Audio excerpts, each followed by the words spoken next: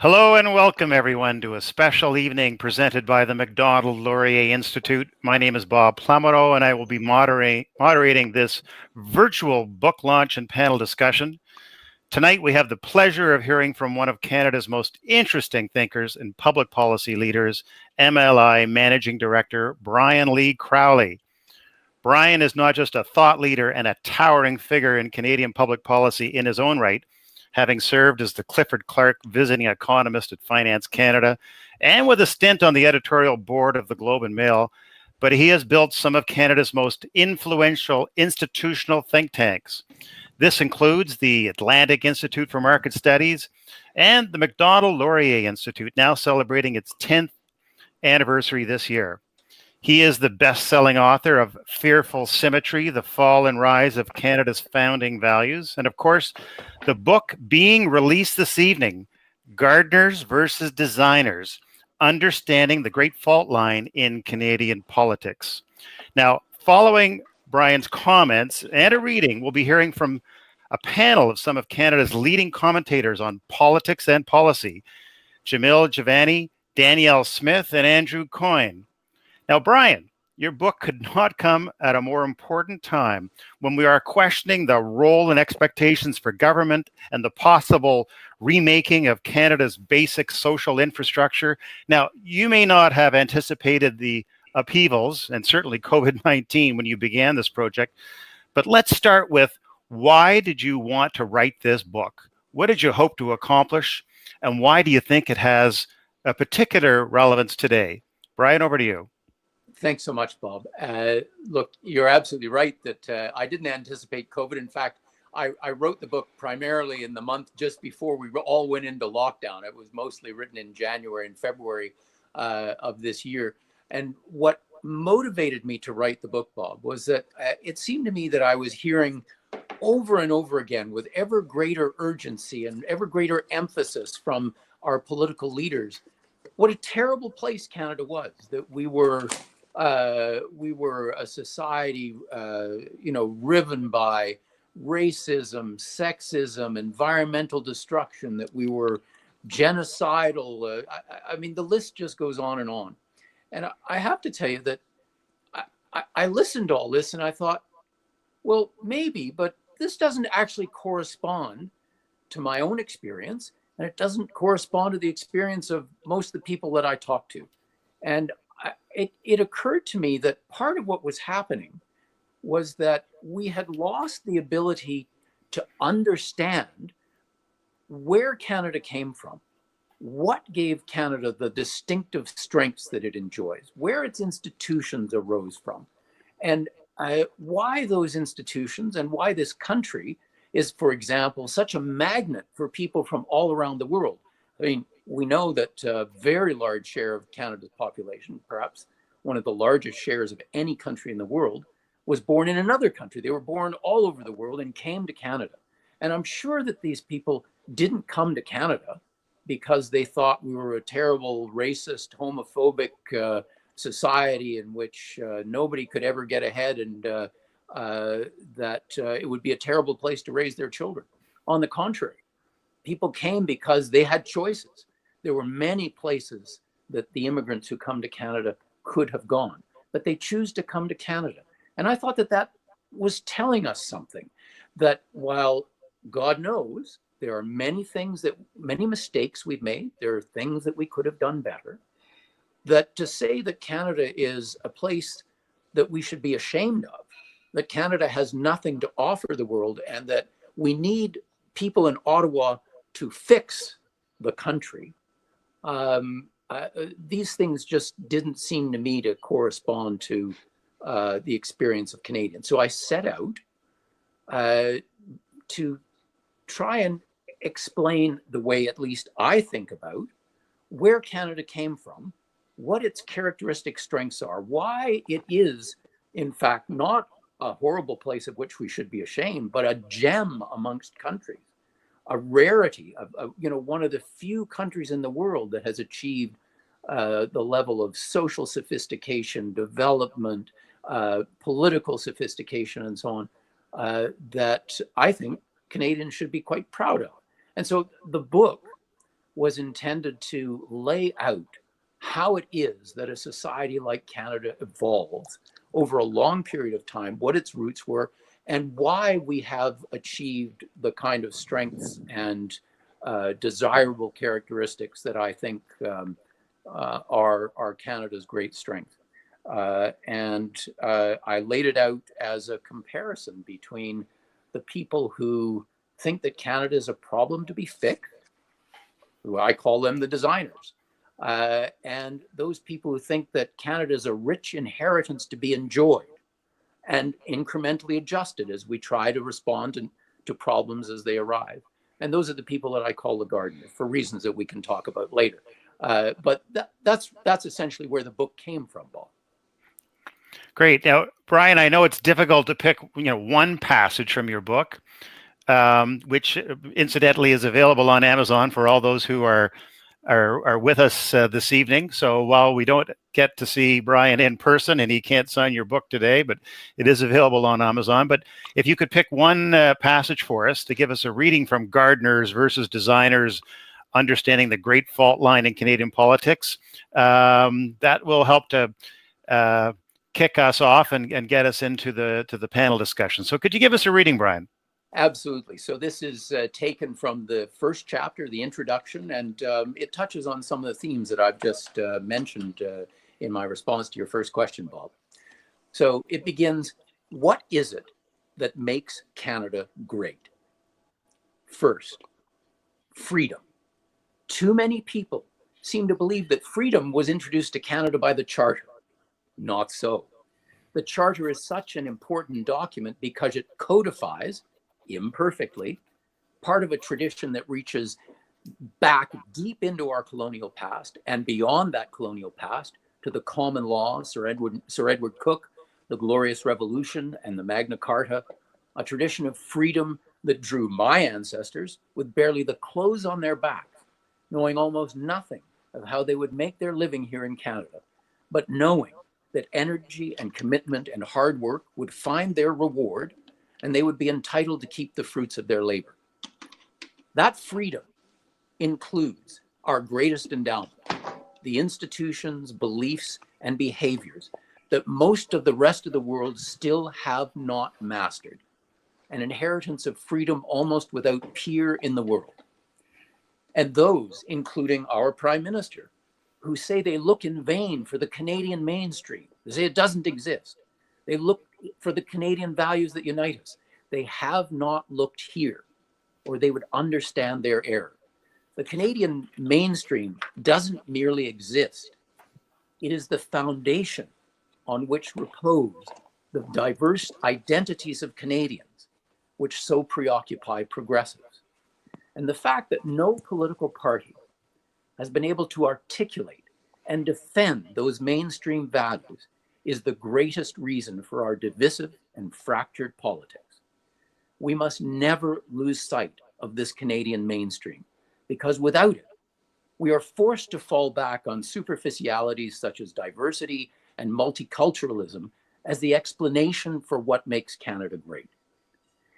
If there is no here, if there is no here in Canada, then all that's left of Canada is the angry intersection of our differences. This is the place where we all happen to be different together. But the unexamined corollary of that viewpoint is that there is nothing beyond our differences that unites us, that we welcome newcomers because they're different, rather than because they are enriched by Canada just as we are enriched by them. That people come and add themselves to Canada, but Canada adds nothing to them. I wrote this book to say it's exactly the other way around. People flock here to be changed by the Canada that we love, not to live as they would have in the societies from which they came, but to live as Canadians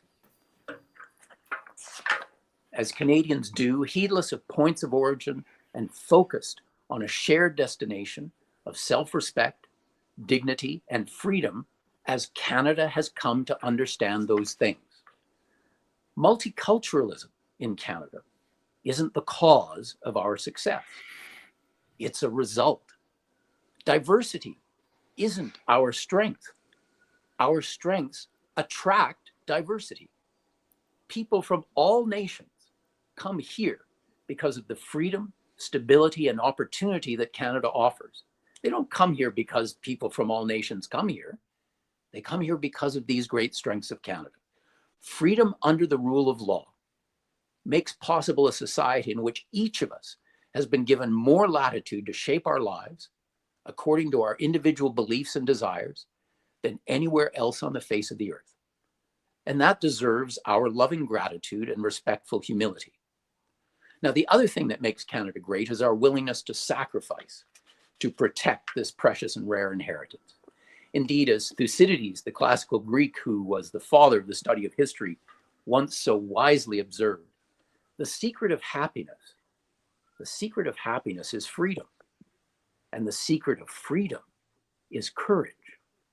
So if we celebrate, in fact, our freedom here in Canada, we have to ask ourselves what evidence there is that we have discovered freedom's secret. When my ancestors arrived from Ireland in the 1820s, they could not have known that their grandson would fight in the Great War, or that his son, my father, would serve in both the Second World War and Korea. Whether facing down Nazism or communism or Salafi jihadism, whether in Korea, in Kosovo, in Afghanistan, in Iraq and Syria, or in Latvia, Canadians have always been willing to put everything on the line so that the things we most value will be protected both at home and abroad. Because as Tommy Douglas so sagely observed, what we want for ourselves, we desire for all. But perhaps this is an unfashionable and historically ignorant patriotism. According to Samuel Johnson, as everyone knows, patriotism is the last refuge of a scoundrel. And if the views of Canada's young people are anything to go by, they largely agree with Johnson. Take one typical poll where it's written, and I quote, "Massive generational differences affect Canadians' sense of pride and attachment to their country." Nearly 3/4 of those 65 years or older profess a deep attachment to Canada. This shrinks to less than 45% amongst those aged 18 to 24. Now, in some way, I'm not surprised that young Canadians view Canada with some suspicion. Much of what they've been taught is that our past is nothing but a repository for all that is retrograde and shameful. They believe it is filled with racism, sexism, homophobia, colonialism, militarism, genocide, and environmental destruction. It's easy to criticize the past and the decisions made there. But it is a conceit of each and every generation that they alone are free from poor judgments and intellectual shortcomings and historical myopia. Looking solely at our past errors, and we've made our share, is not the right standard by which to judge Canada and its great achievements. Again, only a handful of societies have figured out slowly and painfully the institutions and behaviors that allow us to corral the horsemen of the apocalypse, pestilence, war, famine, and death. Canada is at the forefront of those nations, and it is thanks to our history of struggle against the worst human afflictions that we now enjoy the conditions where our young people can look back in horror at how things used to be. It is the progress made possible by the economic, the social, and yes, the moral advances of our forebears that have allowed us to enjoy peace, order, and good government in generous measure. We cannot change the past, but our determination to ensure that past mistakes will not recur does not require us to despise our past. I've always believed that the true measure of a man or a woman or a country is not the mistakes they've made, for who among us has never made a mistake, but how those mistakes are answered by taking responsibility, making amends, and making every effort to ensure they don't happen again. On this measure, Canada has little of which to be ashamed and much of which to be proud. There you go, Bob. Well, you've certainly brought the words on the page to life. Now I only have to make sure that my children hear this as well, because that's a message for us, but it's a message for all Canadians of every age. So that was a remarkable reading and a great introduction, Brian. We have no shortage of questions to address. Some of them will come from those across the country and perhaps around the world who are tuning in tonight. So we will get to those questions to you directly. But first, I want to bring the panel into the discussion, and I should say to anyone who is on the line, if you're speaking, unmute yourself, and if you're not speaking, please mute yourself, just to enhance the quality of the audio overall. So the first panelist, this is over to you, Jamil. So if you can unmute yourself, the first panelist to speak is Jamil Jivani. Jamil is an award-winning lawyer and author who serves as the Government of Ontario's first ever advocate for community opportunities. He also leads a youth-focused research not-profit, the Road Home Research and Analysis, and hosts a weekly radio show on News Talk 1010. He is the author of Why Young Men, Rage, Race, and the Crisis of Identity. Jamil, welcome. Can you please take a few minutes and give us your impressions of Brian's thesis, his book, and his message? Jamil, over to you. Well, thank you for the warm welcome, and good evening to everyone tuning in. And Brian, thanks for the invitation to respond to a great reading from your book. So many important ideas, and it's hard to figure out what to focus on. But I think what I'd like to draw some attention to is a really insightful point you made about generational differences. I believe that the reason why there is that gap in some of the polling that you identify in your book, where as much as only 45% of kids or young adults age 18 to 24 express having a deep attachment to Canada. I think that your points around the education system and how we're taught as young people about our country and the ways we're taught about our country are important points there. But I think you also touch on some other things that are really relevant as well, including our institutions. So for many young people, I think there's a genuine concern about whether Canadian institutions are able to adapt and adjust to a changing population. And this is why the point you made about racism and sexism and sort of the presentation of our country being irredeemable in some respects is so powerful and persuasive to some, and also so frightening in many ways and threatening to others, because it inherently puts our country and our institutions in tension with the future. Because we know that the future will be undeniably a more demographically diverse country, whether that's race related, but we also know in terms of culture, we know that the role of women as leaders in our society is also evolving. So if you believe that our country is irredeemable in these respects, then it feels like the time is ticking before the institutions must be torn down. And I think that is the tension that your book does a great job of directing us to.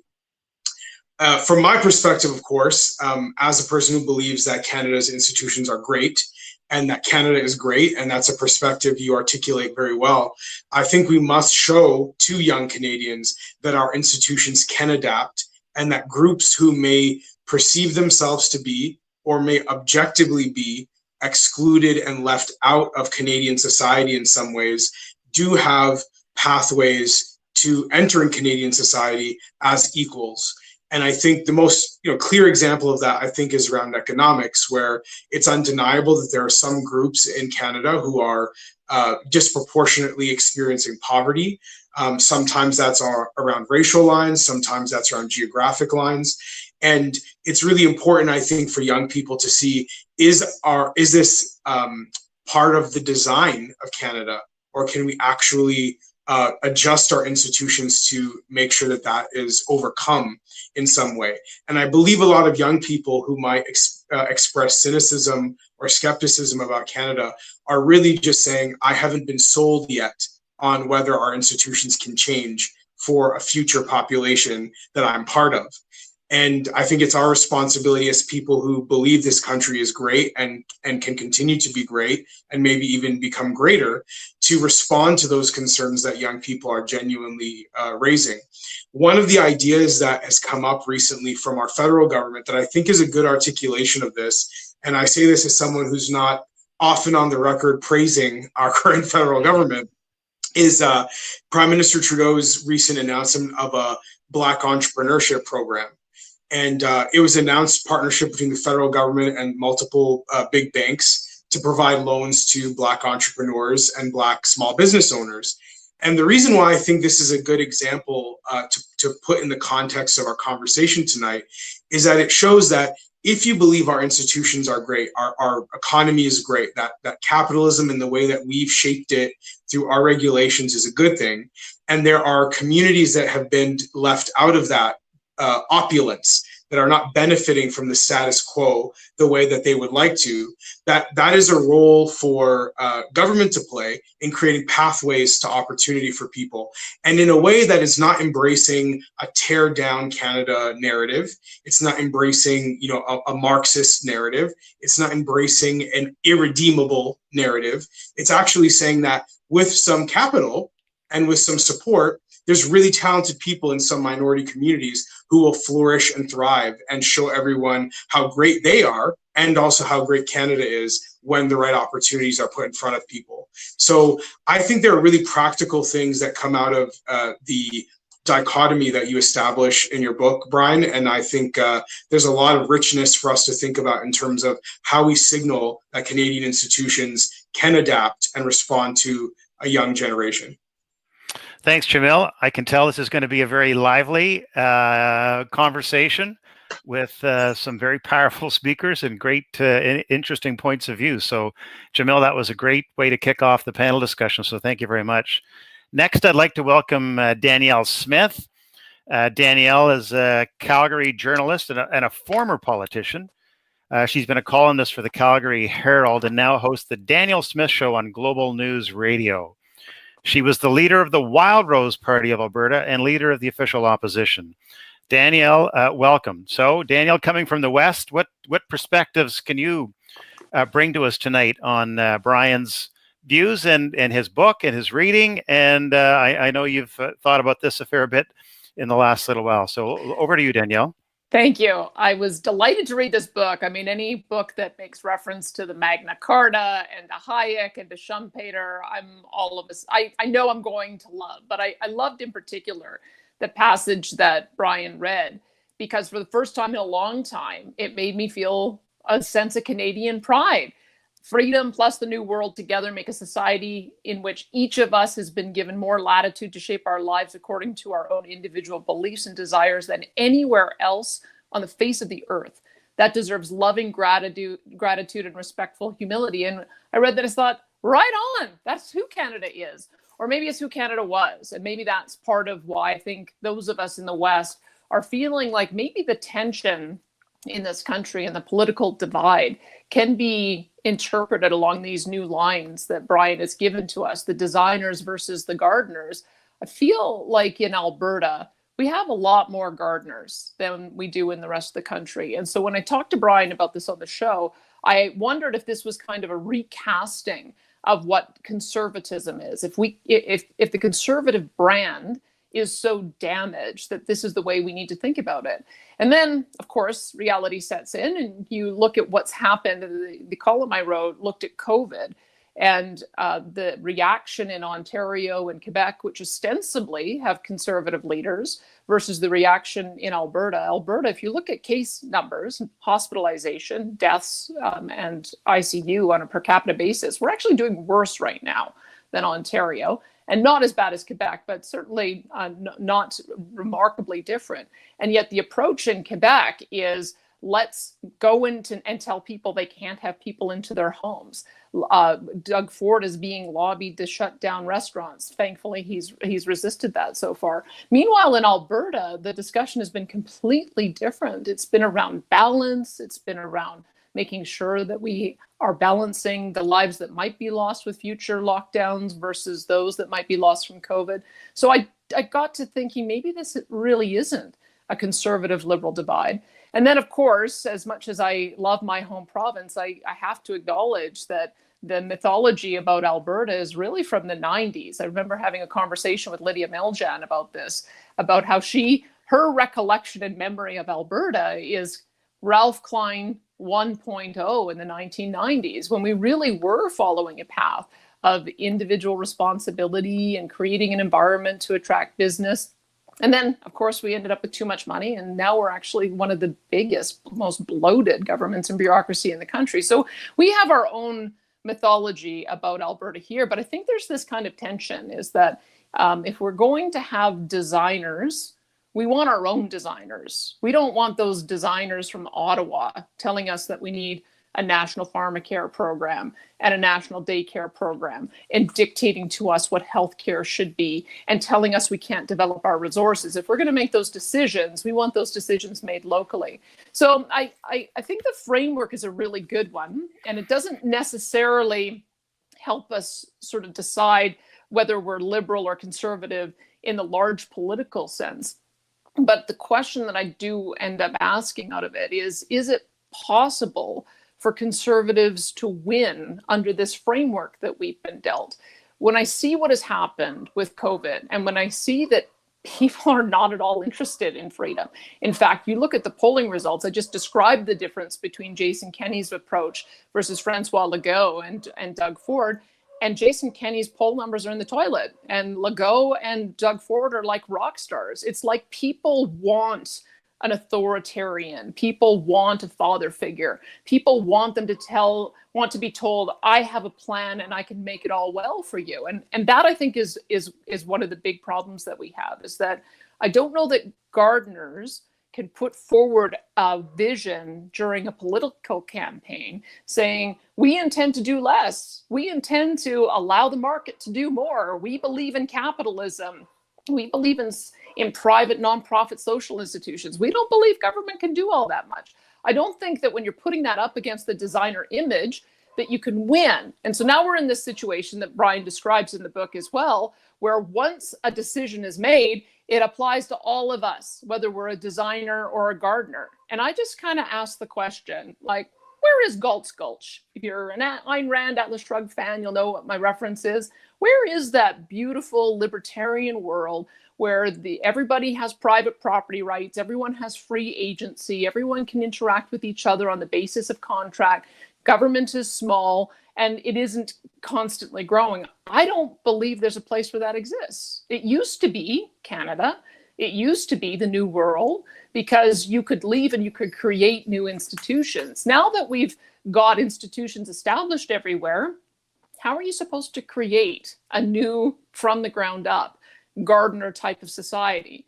Maybe Saudi Arabia provides the example for that. They're creating a new city, Neom. Maybe that's the only way to do it. Maybe you just have to, the only way to escape once the designers have got their clutches in everywhere is to just establish a brand new territory and try to build social institutions up from the ground up with a coalition of the willing. Maybe that's part of the problem that we have, is that we don't have that kind of generation of cities and localities to do that anymore. And every city that you've gone to seems to get overwhelmed by the designers. And once you've gotten there, very difficult to dismantle. I read with some interest the healthcare section in Brian's book.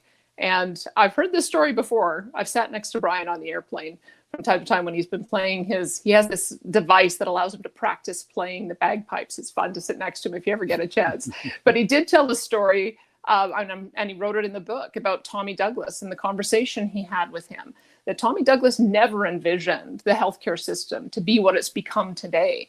But if you can't even get a jurisdiction like Alberta, which I've already sort of predefined as what I think is the most gardener-like jurisdiction, to even venture into a discussion about private healthcare, co-payments, allowing for a parallel private system like they do in so many European jurisdictions, it seems to me the designers have won. So as much as I love the imagery and the idea of what Canada once was, I don't know that it can be that again. So Danielle, I think what you're saying to Brian is he's got his work cut out for him. Maybe this is if it's not a multi-year project, Brian, it might be multi-generational, but we shall see. Finally, on our panel, we have Canada's foremost national affairs columnist, Andrew Coyne of the Globe and Mail, who can also be heard weekly as a panelist and sometimes more often than that on CBC's At Issue panel. Andrew, we welcome your thoughts.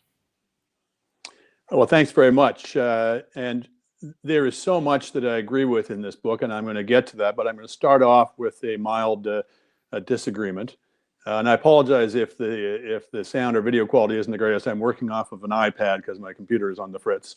We hear you loud and clear, Andrew, even though the video is a bit choppy, but we hear you loud and clear, so carry on. Very, very good. Well, I'm going to start with a quote from my favorite journalist, G.K. Chesterton, about 100 years ago. He said, "The whole world is dividing into progressives and conservatives." And the difference he defined between them was as such. He said, "The business of progressives is to go on making mistakes. And the business of conservatives is to see to it that those mistakes are never corrected." What I think he was getting at was that the difference between conservatives and liberals, or between gardeners and designers, can be overstated. That today's hallowed tradition is often yesterday's radical experiment. Conservatives are, in my view, essentially a species of liberal in the sense of we mean when we talk about the Western liberal tradition. They are concerned with preserving the Enlightenment inheritance, the intellectual tradition of Smith and Hume, of Kant and Mill, and in nearer to our time of Friedman and Hayek.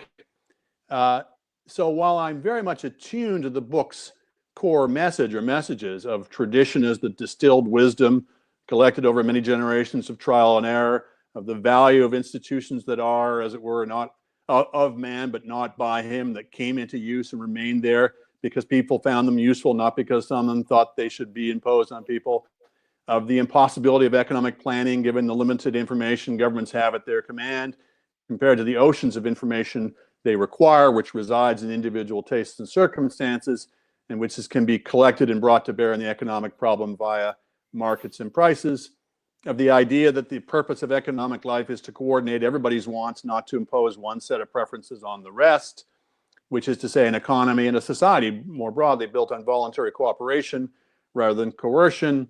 I agree with all of these principles, the individual rather than the group as the essential building block of society, although I want to come back to that at the end.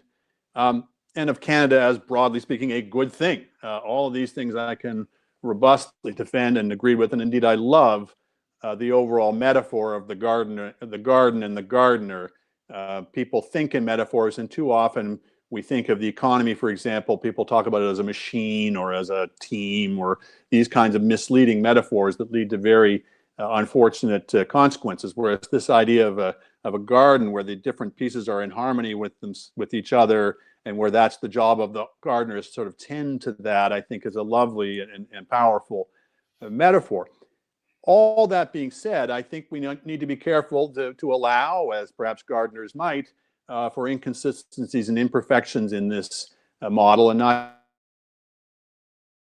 to be too dogmatic about it.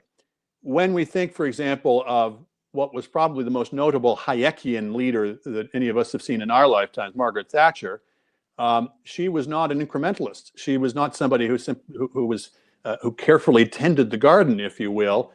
She was a radical. She was a revolutionary, and it has to be said, she imposed a lot of very great and painful changes on people in the name of that revolution. They might have been necessary, they might have been beneficial in the long run, but they are hard to square with a careful, incremental approach to things. She just happened to be a revolutionary that a lot of us might agree with.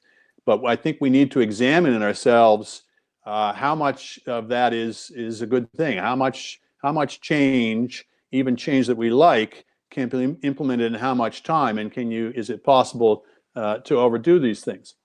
A second counterexample I would put up for consideration is gay marriage. I like to say I was for gay marriage before gays were. I was writing in favor of it back in the 90s, and Brian, as he says in his book, agrees with it, thinks it was a great reform. But let's not kid ourselves. That was a designer move. That was not a gardener's move. That was a radical reconstruction of an institution of society that had been largely unchanged for millennia.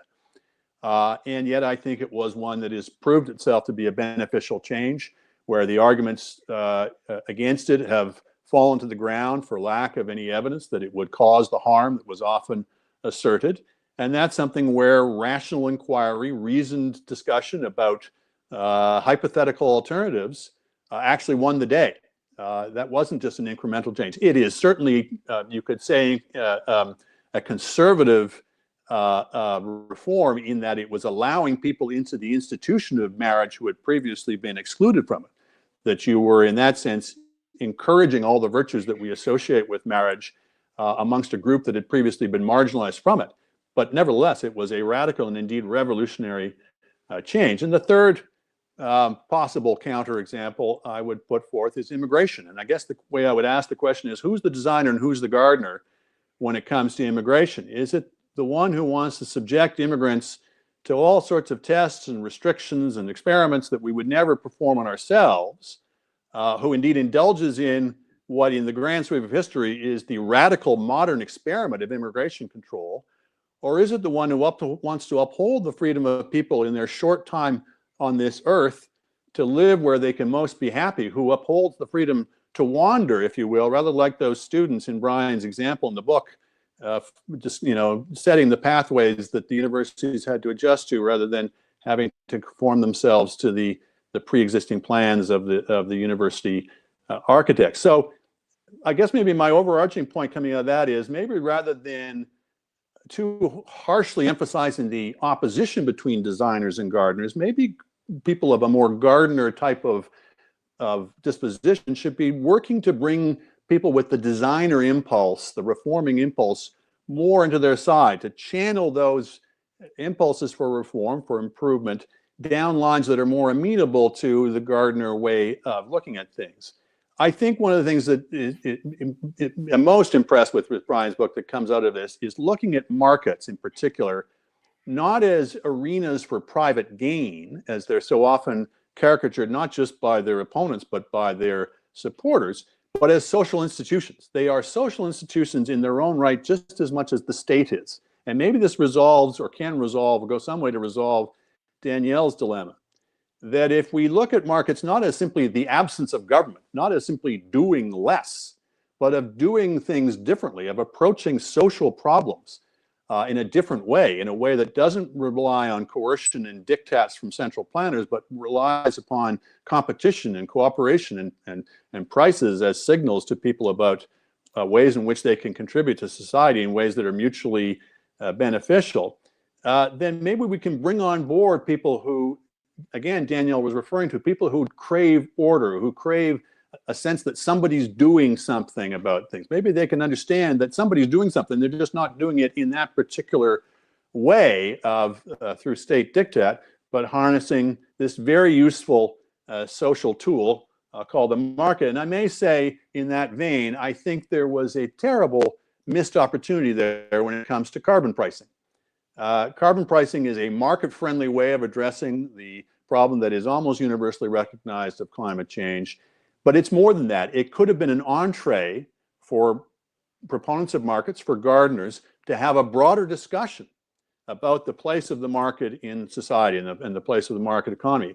If I can put it crudely, there was an opportunity for discussion to say, if you like what the market can do for your air, for cleaning the air, or cleaning up the carbon, can I introduce you to a discussion about what the market can do for your schools or for your health care or for the other things? Once you inculcate the idea that this is not a negation, this is not getting rid of government per se, but of using a different approach, a different social institution, I think you can get a hearing from people who might previously not have been disposed to listen to that discussion, because some of their fears and concerns can be disarmed off the top. Final point, just let me come back to Brian's reading today. And I, again, broadly agree with so much of it. I just want to put a slightly different way of looking at it. I actually think there is a case to be made that, quote unquote, diversity is our strength, properly understood. And I'll say that in a couple ways.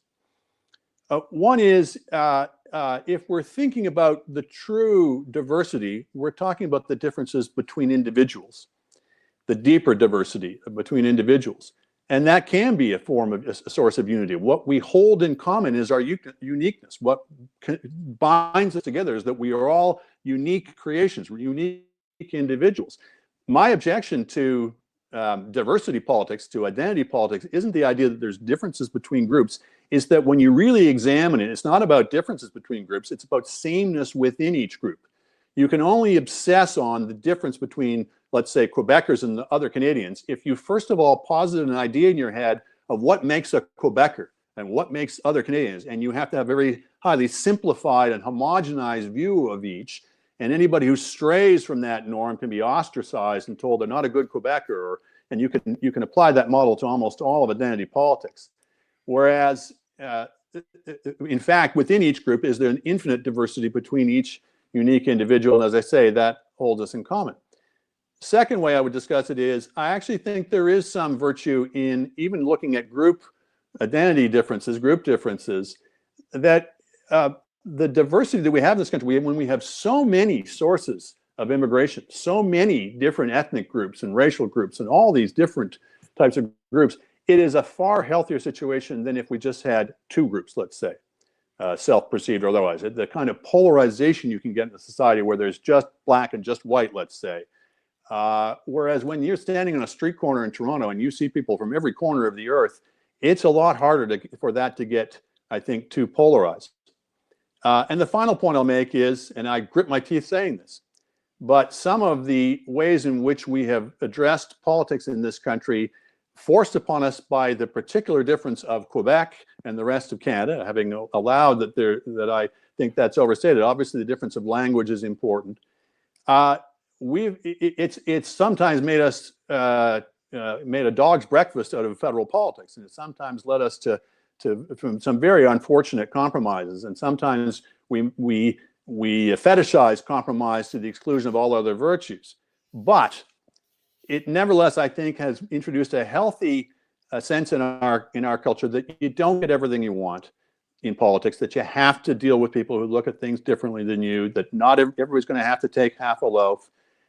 And when I look at some of the differences in our political cultures, again, not wishing to be oversimplification, but I think one of the things we're looking at in the States is an unwillingness to make those same kinds of accommodations with each other, as unpleasant and awkward as those sometimes are.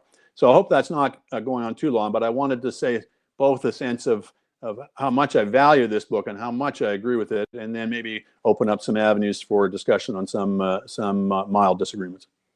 Well, that's great. I mean, I think, Brian, your book has been put to the metaphorical test here. It has been challenged and celebrated in equal measure. And I think that's what we're hoping for in this conversation. I've got a series of questions, but I wonder if I just went back to the panel, starting with Brian, and give you 1 minute each. So this just to sharpen the timeline of discussion about what you've just heard from panel members. I feel in a way this is like a presidential debate. When one panelist has referred to another, you get an opportunity to rebut. I know Danielle had a comment to make, and Andrew's talked about what others have said before him. So a minute each before we get into the specific question period about what you've heard from the panel. Brian, what does it leave you with? Well, look, there are so many things I'd love to respond to. We don't have time. Let me just pick up on a couple of things that I heard from several of the panels. First of all, I'm fascinated by Andrew's example of gay marriage, and let me say, first of all, as I say in the book, and Andrew says, I'm a proponent of gay marriage. I'm not sure that I agree with Andrew in his characterization of it as being a designer imposition. I think that's where he and I might part company, because as I said in the book, you know, the evolution of our institutions, including our own behaviors and attitudes, because I count all of these as a form of institution, that these things often started out as being narrow privileges of a specific class of people, like private property. You know, people seem to think that, well, you know, if you protect private property, you're protecting the interests of only the, you know, very rich property owning class. Whereas in fact, we know that, you know, the vast majority of people either own property or benefit from the existence of property. I mean, even people who don't own any property, renters who rent an apartment, are benefiting from the property that's owned by their landlord. You know, the history of these institutions is that as we begin to understand that we have wrongly excluded people from their benefits, and we spend a lot of time trying to understand how to expand these institutions so that more people can benefit from them. Think of the American Civil War, which was about the wrongful exclusion of Black slaves from the benefit of American society and institutions. And, you know, you might say, well, that's, you know, it was a huge revolutionary change. Well, yes, but I think it was inspired by a Gardner reflex, which says, look, it has been brought to our attention that while we think of these values as universal, we have wrongly been excluding people from their benefits. And there's no rational reason to do that. And I think it is a Gardner response to say, in the case of gay marriage, look, we've been excluding gay people for many, many years. Yeah, that might be our tradition. But now that we think about it, now that we ask ourselves, is there a reason why we're doing that? And the answer is no, there is no good reason why we're doing it. And I think that is how Gardeners think about institutions evolving and bringing more and more people within the charm circle of their benefit. So, Brian, I let you go over a minute. Sorry, I'm the author. It's one of my privileges in any way. You that's invoke the image of the presidential debates, and I get to run roughshod over everybody. Well, I gave you over 2 minutes, but it would seem that, you know, one of the points of discussion is going to be what is gardening and versus what is designing. And correct. I think one of the points Andrew is making is to encourage a dialogue between the two, so neither goes too far off the rails. Jamil, what did you think of what you heard from the panel? And I'll hold you to a minute. Yeah, I'll be quick. Just to pick up on that, going back to the initial distinction of Brian's book, the gardener versus the designer.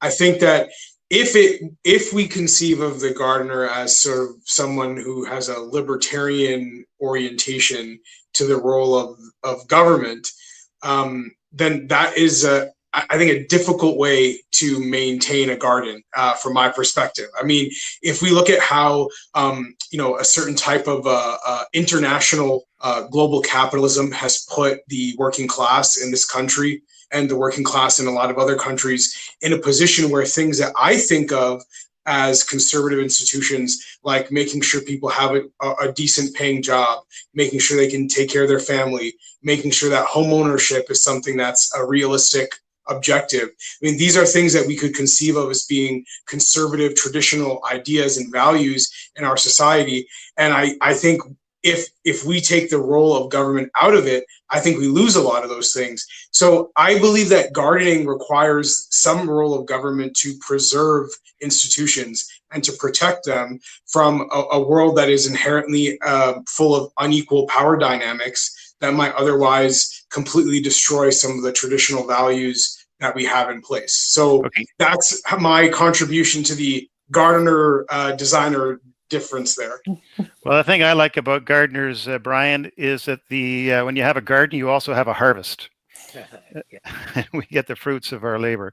Danielle, I know you wanted to get in for a minute. Let me just, I'll try to comment on all three of these, gay marriage, immigration, and carbon in less than tax. A minute. I'll try. On the issue of gay marriage, I think that's the ultimate example of a Gardner approach, because it was the United Church and the Unitarian Church and the Anglican churches which first started marrying gay couples. They're the ones who put pressure on government to validate the marriages. And now we're having a broader conversation about how much more broadly other churches are going to adapt. So to me, that's exactly how this should work, is that you've got the early adopters in certain faith groups that I think led the way. I didn't think that was imposed by government at all. I thought government followed on that. In the same way on immigration, the ideal, and this came out when I was with the Canadian Federation of Independent Business, the ideal Gardner approach to bringing newcomers to our nation is to have the temporary foreign worker program match individuals with particular skills with the employer who needs them. And after they've been here a couple of years and they've made friends and developed family and they realize it's a fit, then they have a path to permanent immigration through the provincial nominee program. And yet, guess what? Once again, governments are hostile to that. Unions are hostile to that as well. So all of the computer-generated voice. Okay, so just finishing that point, I mean, I think that what Jamil was talking about, that our institutions have to deal with an inherent racism is quite true. I mean, you look back at our Canadian institutions, they didn't like the Irish when they came. They thought they were all terrorists. They didn't like the Ukrainians or the Japanese. They interned them. They didn't like the Chinese. They imposed a head tax. They didn't like the Jews. They turned them away. They didn't like the Indians. They turned them away on the Komagata Maru. So we actually have a bad history of our institutions not being accepting. But I think our communities of gardeners are very accepting. And last point, just on the carbon tax. Well, I can appreciate that that is more of a market mechanism. I worry that gets us into the realm of crony capitalism. We've seen so much money shoveled out the door to the person who has the best lobbyist rather than the best idea, wind, solar, batteries, as opposed to nuclear, hydrogen, and who knows what else might end up developing. So I think that that could actually end up eroding public confidence when they see that kind of misuse of government power. Andrew, can you give us a minute just to wrap up before we get into the live question period? Yeah, I'm not sure how directly I'm addressing some of the other panelists, but it's a thought that occurred to me as I was listening, which is there is a challenge coming, I think, to the gardener's point of view, not from the traditional left that I think we would associate the designers with, but from a new kind of conservative. The outrageous version, of course, is the Trump populist, but there are echoes of that now coming from serious intellectual quarters saying, look, there's a tension between the market approach with its, creative destruction and its periodic upheavals, and other values that conservatives hold dear of work and family, and that maybe we need to back off on free trade, for example, and not be so concerned with the consumer interest, and let's look more at the worker interest. You're seeing some of this rhetoric coming from Erin O'Toole, for example. And I think it's a serious challenge. I think it's going to require those of us who believe in it and I think understand the Gardner approach to refocus our guns, if you will, to try to challenge or rebut these challenges and say, look, workers are also consumers. You're not going to help the working class by driving up the price of essential goods that are imported or they're in competition with them.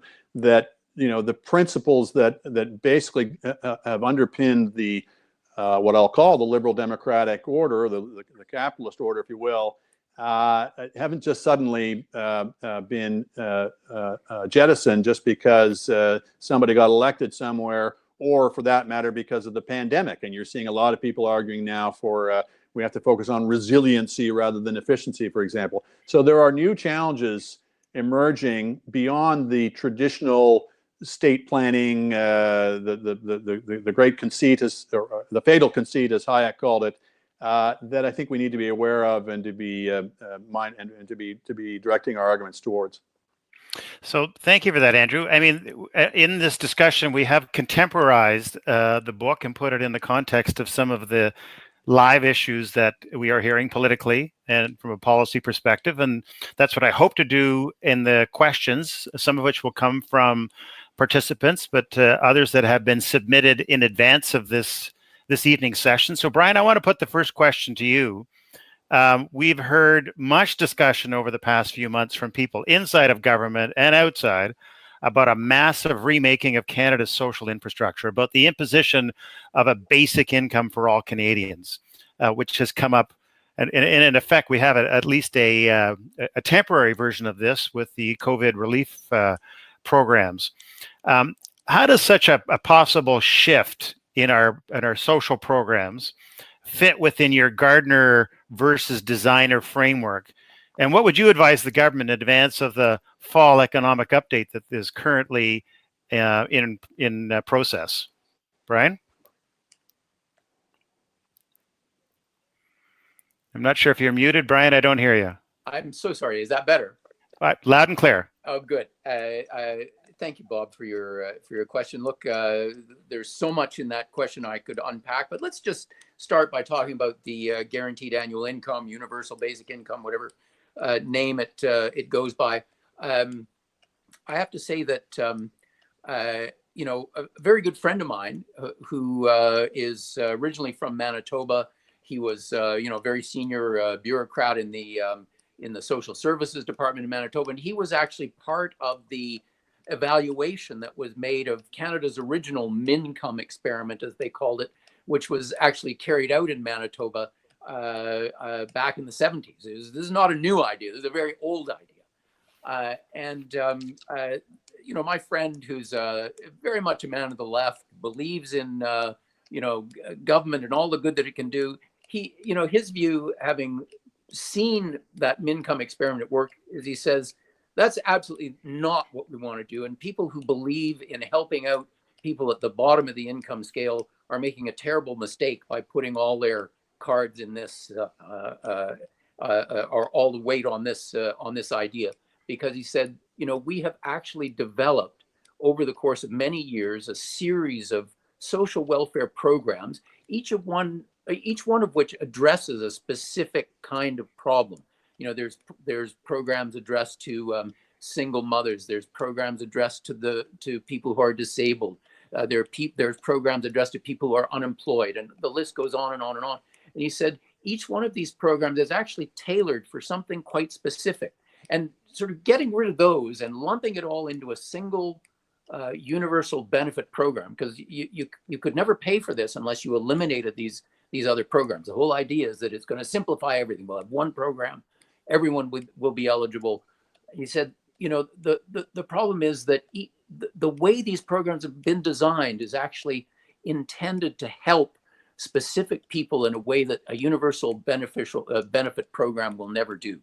I think this is very much a Gardner viewpoint, that we have, as a result of long experimentation, figured out how to help people in specific circumstances, and that one universal designed program for everybody that will, you know, eliminate all these programs and save us a bunch of money and make everybody happy is actually a complete pipe dream. And so if we sort of generalize from that, you know, the government has all kinds of designer ambitions. You know, they want to bring in perhaps a universal income, that perhaps they keep talking about universal daycare. They keep talking about, you know, pharmacare program, et cetera, et cetera.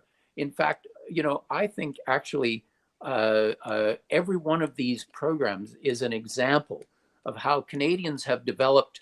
You know, think about the fact that 80% of Canadians have terrific access to pharmaceutical drugs through employment plans and so on. They actually don't need help. It's the 20% of people who don't have access to prescription drugs that need help. We need a tailored program for them. We don't need to upend the apple cart for everybody else in society to make a one-size-fits-all program for everybody.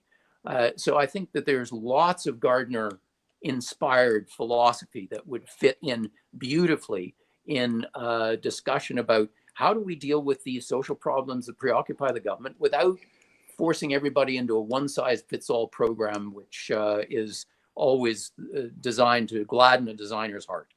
Of course, these programs that you mentioned, like EI, they can be tweaked from time to time. And it's almost inevitable when they're tweaked in one direction, give it 4 or 5 years, and they end up getting tweaked back to their original form. Yes. Well, of course, you know, the whole point, the whole point of the Gardner mentality is that we never believe we've got the final answer. We think that all the knowledge we have is always provisional. We're always subjecting it to new experiences. We learn new things. New people arrive on the scene that tell us new ideas that we hadn't considered before. And the whole idea is that, you know, when we lock ourselves into a government monopoly with a single solution to a problem, like the post office. I mean, you know, we're still running the post office essentially the way it was run, you know, when Canada was founded. I mean, what's the major difference? Maybe postal code, right? But think about all the ways in which communication has evolved since then. But when you lock everybody into a government program and by law exclude other experiments that allow us to bring new knowledge to bear on these problems, we get stuck with an old, outdated, but unchangeable institution. And, you know, the whole Gardner mentality is based on the notion that we don't know enough to be able to have a one-size-fits-all program that solves everybody's problem forever. We have to allow experimentation. We have to try new things. We have to allow new knowledge to be brought to bear on problem. And when the government brings in these one-size-fits-all programs, that's the designer mentality. When they say, you know, we've got a social problem here. It's been solved for some people, and we have something to learn from that. It hasn't been solved for other people. How can we fix that problem? That's when the Gardner mentality comes into its own. So Danielle, I'm particularly interested in the view from Western Canada, which has a political tradition of individualism versus paternalism. But today, you know, we are feeling from the West a real sense of abandonment. How does Brian's thesis hold up for you against the growing feelings of Western alienation? And I think the real problem is that Ottawa is probably collecting somewhere in the order of $100 to $150 billion more in taxes than they need to. And so because they're collecting so much tax revenue, then they've got to find a way to divvy it back. And so Alberta's perspective is that, yeah, okay, we'll work hard. We'll get our economy back going. We'll have high income individuals. We'll be having a high workforce participation rate. And what do we get from that? We end up paying more tax to Ottawa and get fewer benefits back here. So anytime I hear of a national daycare program, I think, oh, there's one more transfer out of Alberta elsewhere. National pharmacare program. Oh, that's one more transfer out of Alberta to elsewhere. And so this is why I'm concerned that even though I agree with the vision that, someone's got their maybe their if you can, that's not everybody mute. Yeah, so someone was not mute. So even though I agree with Brian's vision, I don't know how you fix that. I don't think that Ottawa is just going to come forward and say, you know what, we've been collecting way too much taxes. We're going to transfer those tax points back to you, provinces, and then you can make your own decisions and we'll just transfer you less. So there's a structural problem. The second structural problem I think we have is that we're already overtaxed. And so you talk to some, and I have a lot of listeners. I think of one of them in particular, Jason. He's got 4 kids. And he's saying, you know, so you're telling me that I have to keep on paying and I should be excluded from this program and it should only be targeted at those who are low income? Why should I pay more tax dollars if I'm not going to get any benefit? If we're going to have pharmacare, it should apply to me too. So this part of the progressive approach is that they approach universality and pose universality because they know that is the way to win the votes. And then once they've won the votes, they've locked it in and gardeners don't have a chance. You can never dismantle an entitlement. So I'm feeling a little bit gloomy about the prospects for changing both of those things. And if we see the federal government go forward with these grand, aspirational, expensive programs, it's going to create just a massive new cleavage in the country. So implement them at our peril, because once they're there, you never get rid of them. You never get rid of them. Andrew, no one has written more than you about the successes and failures of public policy initiatives and the politicians behind them who have sought to find the solution to all of the ills in society. You know, and voters have come to expect this sort of talk that politicians are going to fix the problems. Who do you see as the classic examples in Canada, both gardeners and designers in Canadian politics? You know, how have they fared politically and operationally? And does party affiliation seem to be a determinant on who they are, gardeners versus designers? Do they exist in equal measure in all political parties? Okay, the last of those questions is probably the easiest. That most politicians in all parties tend to be of the designer persuasion. That's why they get into politics. They are people of action. They are people of purpose. I'm talking about the best of them, let alone the worst. And in fact, sometimes the best are the most dangerous. That they get into politics to change things, and overwhelmingly, that involves in their own minds their capacity to change things for the better for other people. It is better that people like them are in power than other people lesser endowed of virtues and intelligence, etc. So I think there's a self-selection process, unfortunately, that tends to predispose them that way. The second point I would make is that is reinforced by the media. people talk a lot about media bias. I really don't think, for the most part, it is partisan or even ideological as such. I think it has much more to do with the needs of journalists and the needs of narrative in particular that can emerge when you put it all together. Emerge as looking like an ideological or partisan agenda, but I think it has much more to do with helping us do our job as storytellers. What do I mean? We have a bias towards action rather than inaction, because action is more dramatic and more colorful and more exciting. We have a bias towards certainty rather than uncertainty. The person who says, I know exactly what the problem is and here's the solution, is going to get a much better hearing than the person who says, you know what, we don't know a great deal about this. We should probably be very careful before we try any solutions, whatever. So it's these kind of mini biases that are driven by the needs of narrative that I think are really the most important of that. And as Danielle was saying, the public in general has a predisposition to think that if somebody isn't doing something through the state, then nothing is being done. And I come back to that point about how people who are arguing for markets need to adjust their way of talking about it, their language, to emphasize that this is another solution to a social problem, another way of approaching a social problem, and not simply throwing up your hands and saying there's nothing, it's not a problem, or we don't need to address it. I mean, sometimes you have to say that because, again, both politics and media are constantly inventing new problems that may or may not actually be the kinds of pressing emergencies that they are painted as. But even for those legitimate and agreed upon problems, I do think people who prefer a more market-oriented approach have to find a language that reassures people that you're not just simply don't care about it, but that you think there's other ways of approaching it that may involve some pairing of state and market, each attacking the problem from their own best comparative advantage, if you will. There's some things that the state is better at doing and more appropriate to do, and there's some things the market is better at doing. I'll just very briefly take issue, because I know we could talk all night on this, but on the guaranteed income, I think there's a version of that is much more incrementalist and much more congenial to Brian's way of thinking than some others. Obviously, you can't melt down every single program into it, but you can melt some that are broadly in the same ambit. We already have a guaranteed annual income for kids. We have a guaranteed annual income for seniors. It's simply a matter of addressing the people in the middle.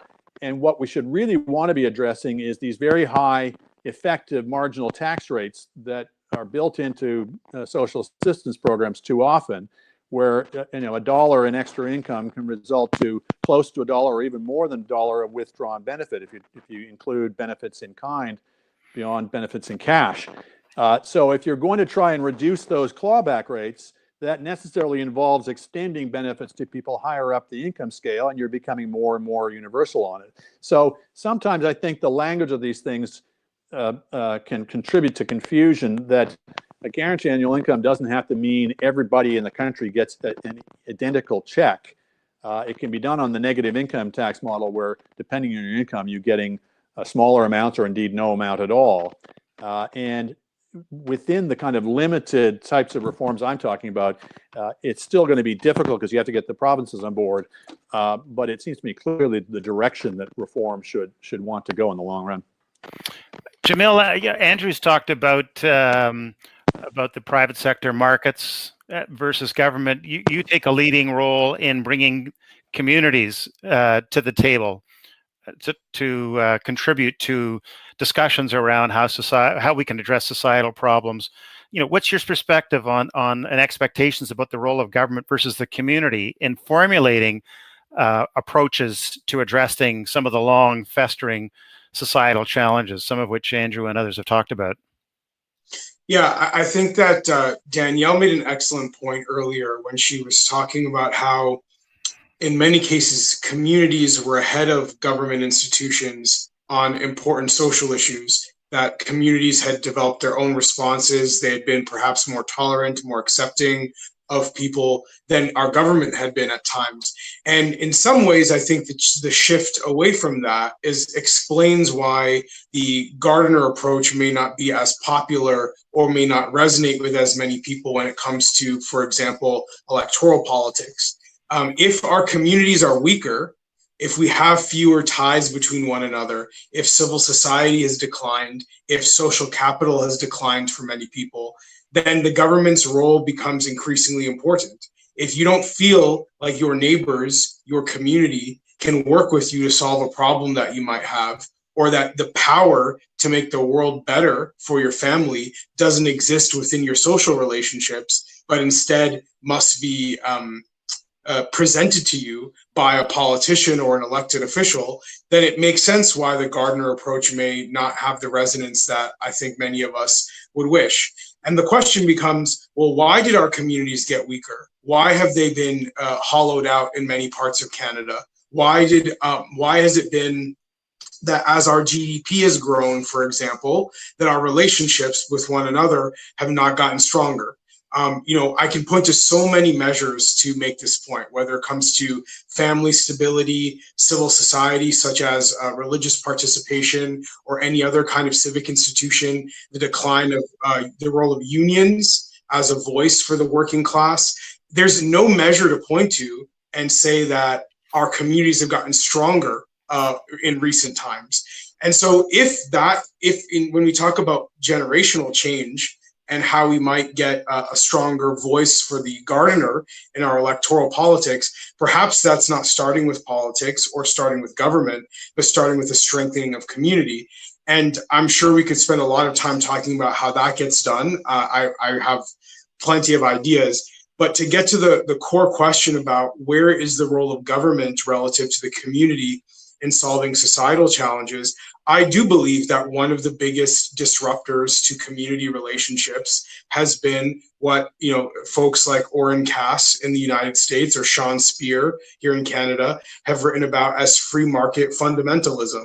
The idea that the market is going to lead us to some continued promised land and that we are going to be blind to the detrimental effects that it might have on our actual communities, particularly the working class, for whom businesses don't really have any built-in incentive to care about beyond just simply being a consumer.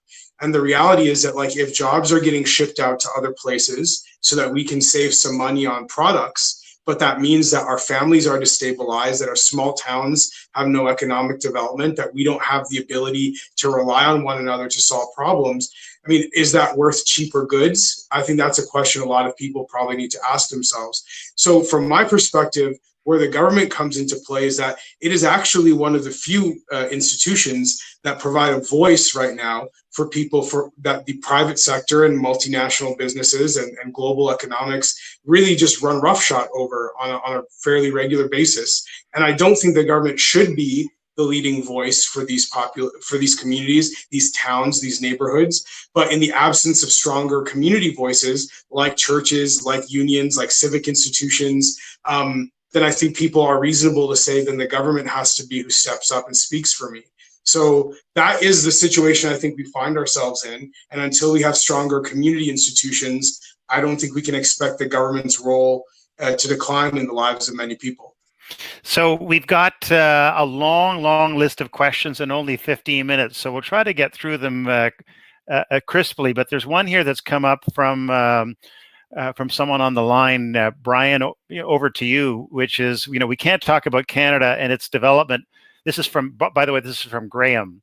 We can't talk about Canada and its development by gardeners and designers without talking about the Indigenous peoples and how we reacted to them and treated them. Canada will be great when resolved. Can you comment on this, Brian? And I know it's terrible to ask you to be crisp and quick on this one because it's an enormous question, but can you take a shot at that, Brian? Absolutely. So, I have a whole chapter in the book which talks about the place of Indigenous people in Canada and how we have so often failed them in the past. My view is that one of the ways that we have failed them is by excluding them from the benefits of the institutions which have conferred such benefits on the rest of Canadian society. And mostly what the Aboriginal leadership is calling for is the kind of, room for autonomy for their communities to make their own decisions, to raise their own revenues, to offer their own services in a way that is in keeping with their own traditions and expectations. And of course, there's no denying that Aboriginal people have not been treated properly in Canadian history. We, I think, are the generation that is called upon to fix this. And if I understand what I have been hearing from members of the Aboriginal community in Canada, what they're asking for is what we already have and what they have been denied. They don't want more government programs. They don't want government to step in. They don't want to be regarded as a problem to be fixed. They want to be regarded as human beings with their own intentions, their own energy, their own plans. And they want to develop their own economy so that they can make their own decisions. And I think that this is a program that the vast majority of Canadians would be happy to get behind. Danielle, I know you want to make a comment, but let me just throw in a question at the same point in time. You sounded somewhat pessimistic about whether the Canadian population is ready to receive the messages that a true gardener would deliver. A politician who's not promising goodies. But I think back to, way back, Ronald Reagan, when he said, government isn't the solution, government is the problem. It was at a different era, but that seemed to resonate with the people at the time, that they saw government as being somewhat incompetent and overbearing and intrusive, and getting in the way. Of course, the other part of that with Reagan was, the sense that the economic wealth that was created by liberty was going to trickle down to the masses, and that sometimes is a hard sell. But do we need that kind of messaging today? Would that work? It needs to come from all political parties, because look at that time. I mean, Andrew mentioned Margaret Thatcher, who was a great friend of Ronald Reagan. In our own country, we had Ralph Klein, but we had Roy Romano, and we had Frank McKenna, and we had John Chrétien and Paul Martin at the federal level. Everybody was on board with the idea of getting back into balanced budgets. And I don't know what happened. I guess it was the 2008 financial crisis, and the fact that Stephen Harper never got back into balanced budget, even though he had 6 more years to do it. It kind of gave carte blanche to the guy who came after him to go even crazier on spending. So we need to have a reckoning that goes across political parties if it's going to be successful. Just a note I wanted to make on the First Nations question, though, is it's amazing to me to see the First Nations leaders, and I'm glad to see that you referenced Stephen Buffalo, but there's Dale Swampy and Jim Boucher and Calvin Helene and others who are stepping up and creating partnerships with the oil and gas sector. There's First Nations ownership, not only a plan to own portion of the Trans Mountain Pipeline, but also now the Keystone Pipeline. This new A2A rail line in Alaska is proposed with a 49% Aboriginal partnership. So once again, it's the leadership taking place in the First Nations communities, as well as in partnership with the energy companies, that I think are leading the government. The government still has this onerous Indian Act. I still remember this one story when I visited the Sunchild Reserve. They were just desperate to develop a little community because they had natural gas development in the area. And the Indian Act and the government officials wouldn't let them because they didn't have a comprehensive plan for the entire development of the community. And then time passed, gas prices declined, and they lost it.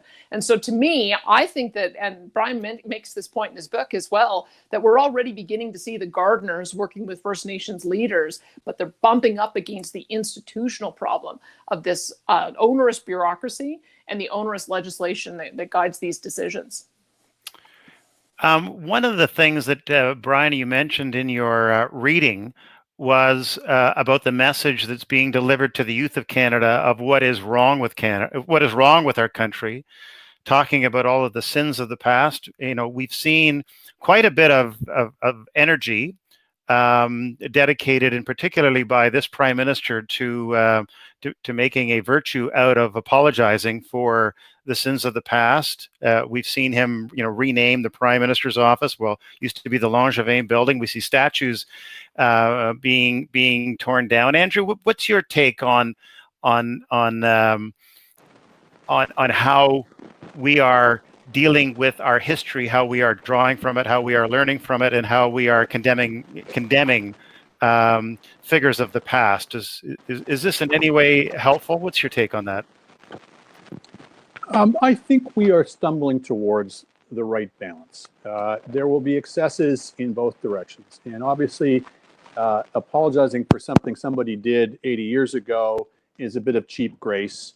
It doesn't really implicate you at all. It doesn't really address problems per se, but sometimes it is part of the solution. There's a strong human desire for respect and recognition, and we ignore that at our peril.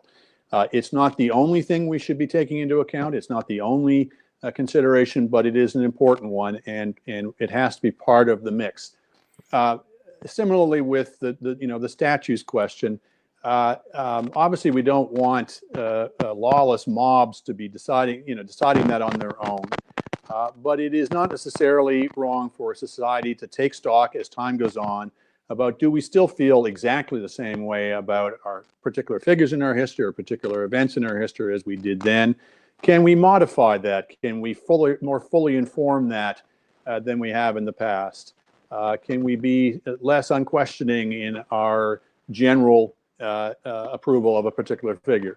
Can we see them as very mixed individuals without? I don't think that involves falling into the vice of presentism, as it sometimes said. It can, but I think noting Sir John A. Macdonald's a fuller exploration of his manifest virtues and manifest failings is in everybody's interest. You can still say it is a remarkable thing to have been one of the great fathers of this extraordinary political experiment called Canada. I'll put in a plug here for George Brown, the great overlooked figure in our history, who is at least as important as Macdonald, I submit, but doesn't get the ink. But nevertheless, Brown's role was obviously instrumental. But you can also at the same time say that even from the perspective of his own times, and there were people who said so at the time, some of his policies on Aboriginal people were abhorrent. And that a society that can look with clear eyes, and here I agree with Brian, is if all we're doing is looking at our faults, if all we're doing is looking at our failings and saying that's the sum total of the Canadian experience, obviously that is a terrible mistake. But if we're only looking at our virtues and only looking at an idealized version of our history, I don't think we're achieving a mature understanding of ourselves either. So, as I say, I think I have confidence, I am optimistic that we are going to find the right balance over time with a bit of wobbling back and forth. Brian, I know as you look back over Canadian history, who do you see as some of the best gardeners, and who do you see as what would be called a classic designer, and what has been the impact of the two approaches taken in reality? Well, Bob, just before I get to that, let me just add to what Andrew said, because I agree with what Andrew said about how we should think about our past. But I also want to give a plug to Murray Sinclair, who was the head of the Truth and Reconciliation Commission. And when Murray Sinclair was asked, should we be tearing down statues of Sir John A. Macdonald and taking names off buildings and so on, he said, well, actually, that smacks to me of revenge, of trying to get back at people for the past. He said, surely what we want to do is not denigrate the people who have helped shape Canada that have already been recognized, but to recognize the people who haven't been recognized to date, including the leaders of Aboriginal Canada, who have had an important role in their own community as well as in Canada as a whole. So, that it's not so much we should be taking down statues to people we've already recognized, but we should be recognizing people who haven't had a chance to have their contribution properly recognized. And I think that's one of the important ways to achieve the balance that Andrew's talked about. I understand, because I've made this opposition in the book between gardeners and designers. Everybody wants to make them neat, absolute categories. Somebody's a designer, somebody's a gardener. It's actually a rather more subtle thing. I think we all have gardener instincts and we all have designer instincts. And of course, Danielle is quite right that at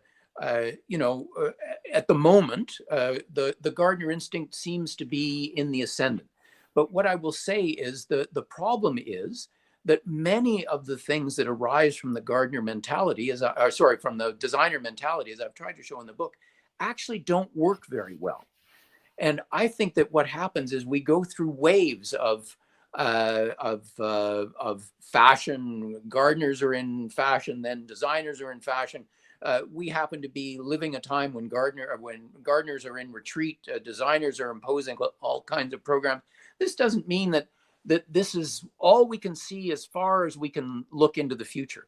Who knew that in the 1990s, Paul Martin and a Liberal government would preside over the largest decline in the size of government in the history of Canada, and one of the largest in the history of the Western world, and that was, in my view, a Gardner response to a designer reflex that had worked terribly badly, and the result was the Gardner outcome was increased economic growth, fall in poverty, increases in the level of employment, and all the things that Gardners claim will happen if you pursue a Gardner program.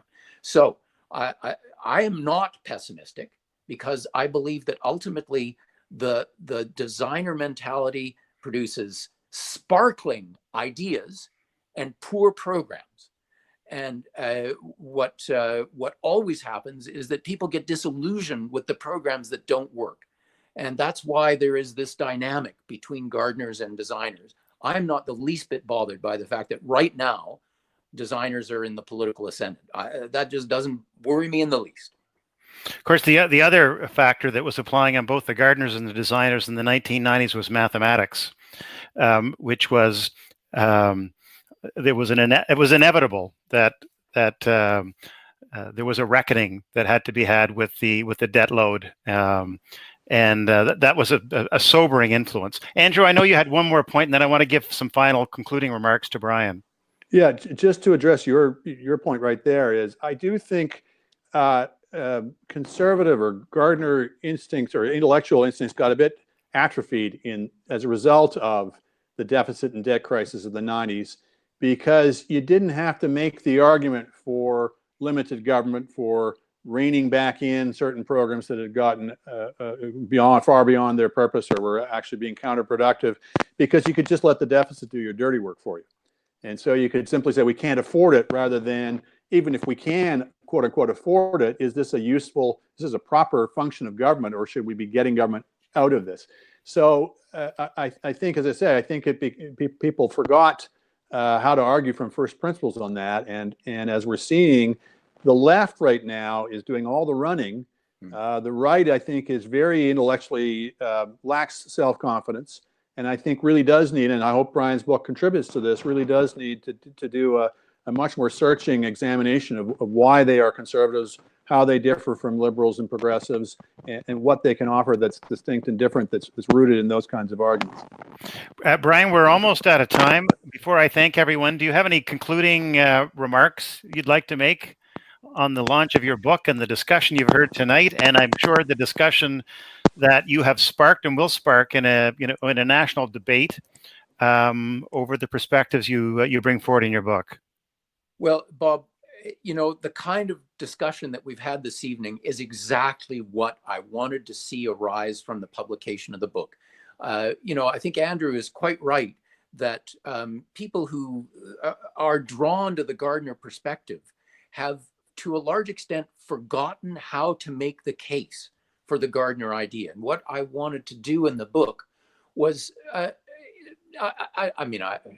don't want to make too grandiose a claim. I was trying to write the script to some extent for people who are attracted by Gardner ideas but don't know how to explain them, and to draw a strong contrast between the ideas of individual autonomy, individual freedom, community empowerment on the one hand, and the idea that there are people in Ottawa who know best and we should just let them tell us how to organize our lives. I tried to explain how, if we want to maintain our tremendous tradition of individual freedom, autonomy, creativity, intelligence, and dynamism, which have been so much the hallmarks of Canada, that Gardner values are the best way to achieve that. And if I've contributed to starting a conversation across the country that in any way resembles the conversation that we've had this evening, I think every second that I spent on the book will have been worthwhile. Well, thank you. Just if I can add another perspective on that, my experience is most people don't want to talk about ideology, but they're quite happy to talk about what works and what doesn't. Yes. And I think this is the Gardner versus the designer mentality provides a useful frame where people come out of their if they do have an ideological perspective, it changes the nature of the conversation that we're about to have and brings more people into that conversation. So I think your book is invaluable from that perspective. So that is the time that we have. I'd like to thank our terrific panelists, Andrew, Danielle, and Jamil, and of course Brian Lee Crowley for writing the book that has and will spark a national conversation, and for sharing it with us tonight. I want to thank the people at the Macdonald-Laurier Institute for organizing this evening. And I want to thank all of the listeners, the viewers, the participants in Canada and around the world who have taken the time to join us this evening.